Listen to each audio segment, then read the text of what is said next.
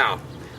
One thing that I think that we've seen is that there are a lot of different ways to think about community, right?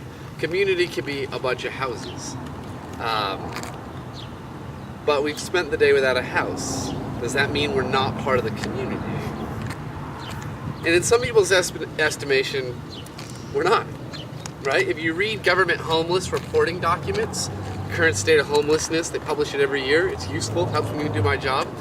But they talk about community programs, right? This community programs organized to help homeless, right? Community, community, community. It's all over the place, right? But when they say community, it's almost like a code word for people with houses. Because it's always the community helping the homeless people, right? It's not the community helping the homeless within the community. It's not the housed community reaching out to the homeless community.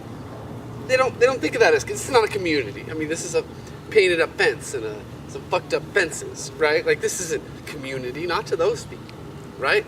We're a scar on their community, right? Their community would be more of a community if we were all gone, right? It wouldn't actually matter if we were housed. If we were in LA, they'd be okay with that too, right? Now, when we drew community, right? When we drew the realities of the community, that we saw there were fractures, right? These, clear structures of hierarchy and power. But then when we drew our ideal community, how many of us more focused on people, right? And I think at the end of the day, when we show up to stand up for kids, we might not think about it quite like this, but more or less, we believe that we're helping people who are our people, right? They're not throwaways, trash, rubbish that needs to be cleaned, right? We're not like the city trying to sweep its garbage to one particular place and just like hold them there in a little, in a little glass jar, shake them a little, just to keep them pissed off. Right? We're not sweeping. We want to do this because we care. And reconceiving community is part of what we're doing. Now, here's the problem. Community is like a big deal. And the way that people think about it is kind of ingrained in who they are. It's hard to change how somebody thinks about community. And one of the ways that, frankly, I see is that we have to become more radical. We have to do things that make people question their ordinary operating procedure. Just like how Sam is talking about, when you're homeless, you got to have stuff to change up your day so that you're actually thinking, and stimulating.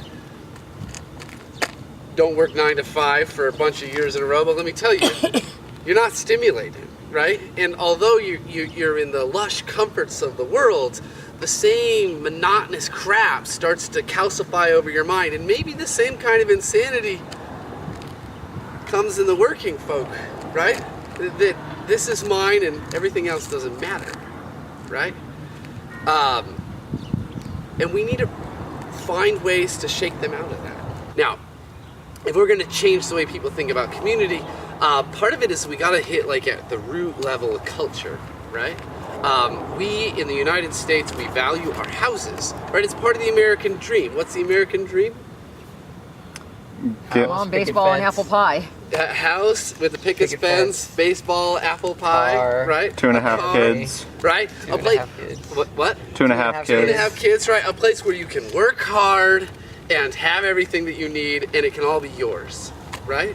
And part of the American dream, homelessness flies in the face of. It wasn't supposed to happen like this, right? Everything was supposed to be perfect. And so one of the reasons that it's so hard for us to look it in the face is because it's a failure of our ideals. And Stand Up for Kids, which is a pretty cool organization, right? We all like, serves 1,700 people a year. And so that seems like we're getting like a decent part of that population, right? Around half. But I don't know. There are days when I'm driving away from the youth house and I think to myself, did I really help? I handed out purple food bags, I smiled, I was a nice guy. I might have even struck up a conversation that was somewhat human. But did I impact their lives? I mean, so Stand Up for Kids might talk to and give a purple bag to 1,700 kids a year. But I'm not sure that we really making the impact that we want. Because most of us, let's be real, we got involved because we wanted to help. And so part of what we're doing here is meditating on how we can do that in a more effective way. Now, we meet some of their needs, right? We got some success stories. We got Sam over here. He's got himself a job, right? Andrew's got a job, couldn't come on the retreat because he's too busy working, right? DK is in school. We got other school success stories, right? We've got a few, but I would say that those are generally more exceptions than the rule, right? So where do we go from here, right?